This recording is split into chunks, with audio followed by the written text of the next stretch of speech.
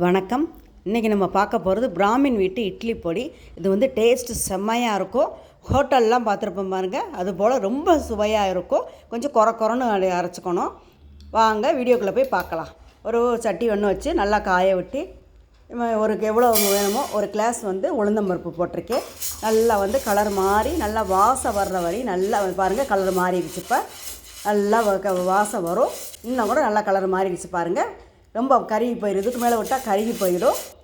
எடுத்து கொட்டி வச்சுக்கலாம். அதே கிளாஸில் வந்து கடலைப்பருப்பு, இதுவும் நல்லா ட்ரையாக போட்டு நல்லா கலர் மாதிரி வாசம் வர வரையும் வறுத்து எடுத்துக்கணும். நல்லா மாறிடுச்சு பாருங்கள். இதையும் இப்போ எடுத்து கொட்டி வச்சுக்கலாம். இந்த உளுந்தம்பருப்போட கொட்டி வச்சுக்கலாம். இப்போ 3 டேபிள் ஸ்பூன், ஒரு 1/4 டம்ளர் கணக்கில் இருக்கும். அந்த கிளாஸில் 1/4 கிளாஸ் இருக்கும். நல்லா கருப்பு வெள்ளையில் எது வேணாலும் போட்டுக்கலாம். சூப்பராக நல்லா வந்து பொடின்னு பொடியும். அந்த மாதிரி பொரியிறப்ப எடுத்து கொட்டி வச்சுக்கணும். அப்புறம் கருகி போயிடும். ஒரு டீஸ்பூன் எண்ணெய் விட்டு காரம் வந்து எவ்வளோ நமக்கு பொடிக்க வேணுமோ ஒரு 12 மிளகாய் போட்டுக்கலாம். போட்டு நல்லா வந்து இந்த நெடி வரும். இப்போ பெரியவங்க குழந்தையெல்லாம் இருந்தாங்கன்னா, சின்ன பிள்ளைங்களாம் நெடி வரும். அதுக்காக உப்பு போட்டோம்னா நெடி வராது, மிளகாயுடைய நெடி வராது. நல்லா வறுவிட்டுருச்சு பாருங்கள்.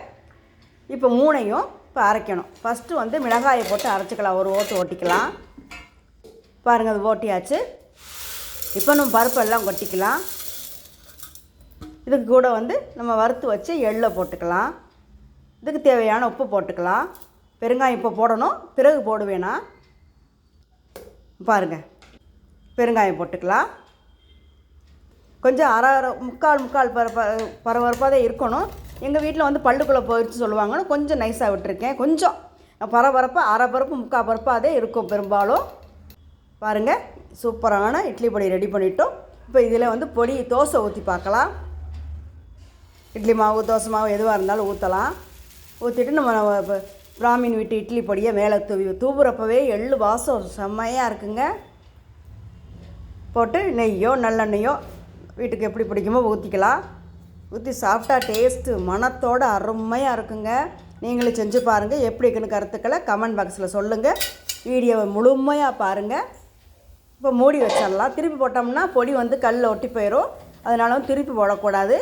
அப்படி எடுத்து சாப்பிட்லாம். பாருங்கள் என்ன அழகாக இருக்குது. வீடியோவை முழுமையாக பார்த்த அனைவருக்கும் நன்றி.